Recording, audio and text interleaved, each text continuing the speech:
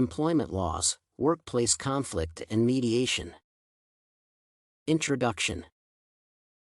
Grievances are common in employment relationships, and understanding government regulations and dispute resolution approaches is key to achieving stability. Organizations face multiple challenges, such as labor cost that motivates unfair employee treatment. The employee and employer can address such issues to benefit both parties and ensure fairness.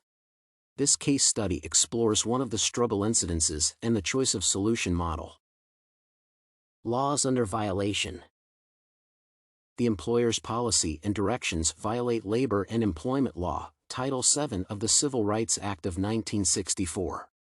According to the regulation, it is unlawful for employers to discriminate against people concerning their conditions, work privileges, and compensation based on their sex. Employers are also not supposed to segregate, classify, or limit employees in ways that deprive opportunities or affect their employment status due to sex. The two provisions protect the condition of work that should not affect an individual's personality, dignity, and health by forcing them to operate in an undignified environment.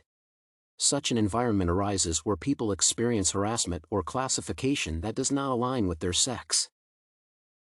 The female crane operator has enough evidence to prove sex discrimination under Title VII of the Civil Rights Act of 1964.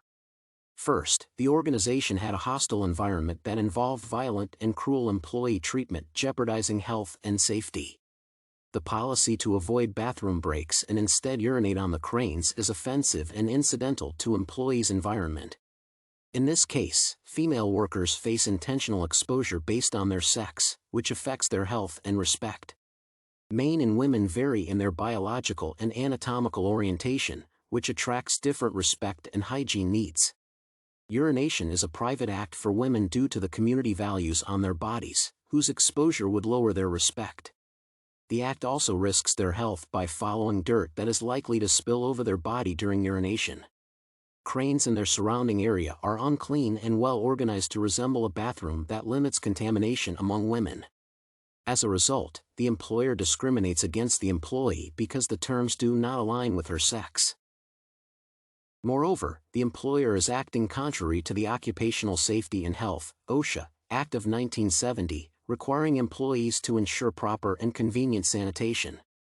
Although the case does not explain the condition of the company bathrooms, the policy to urinate behind cranes contravenes the OSHA Act because it exposes the female to an unclean workplace. The floor next to a crane is not clean for women to urinate based on their anatomy. Urination also makes the area untidy with risks of infections. Choice of mediation.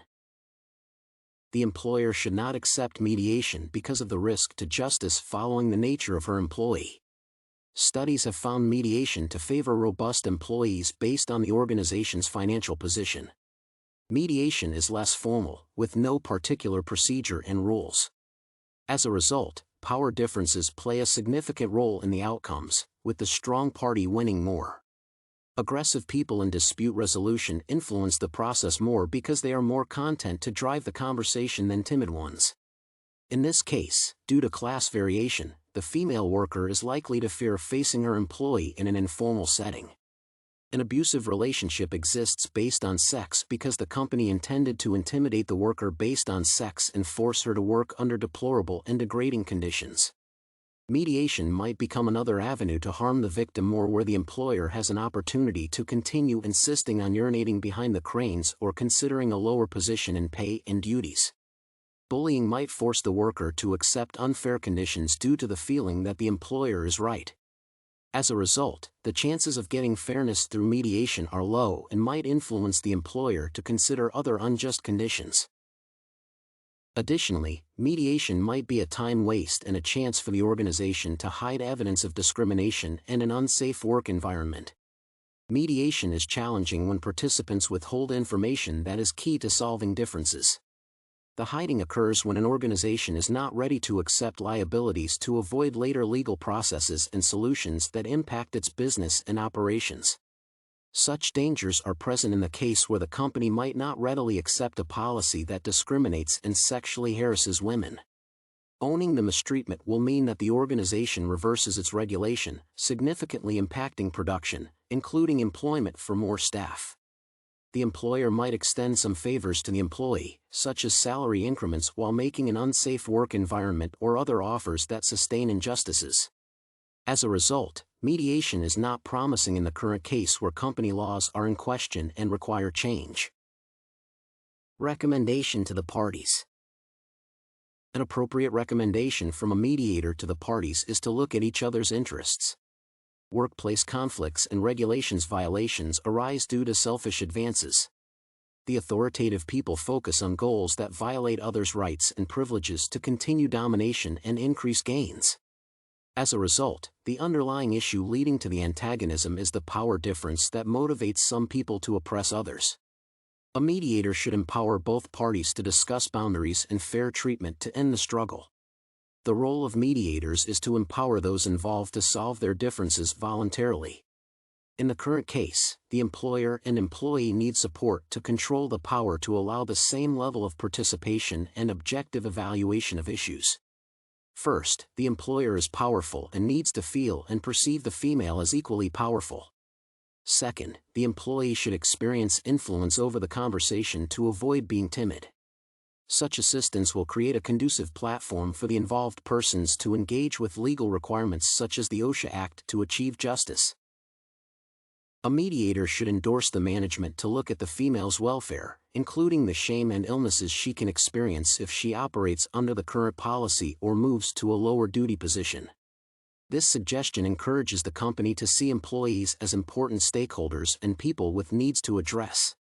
A manager looking at the case from this perspective would not feel under pressure through the labor and employment law to ensure a conducive work environment but make it a voluntary act towards fairness. Advice to the employee would be to consider the firm's pressure on staffing, income, and the impact of the current case on its operations and reputation. Such an approach is key to the female worker accepting terms such as slow policy change that will benefit both members. Conclusion. In conclusion, the case demonstrates that companies are under government regulation with laws such as the OSHA Act to facilitate employee justice. The OSHA Act demands a safe working environment while Title VII of the Civil Rights Act of 1964 protects against discrimination. Workers can justify their cases under the two laws and assess whether mediation or other dispute resolution approaches are appropriate. Mediation requires an instance where employees do not experience further abuse or become timid.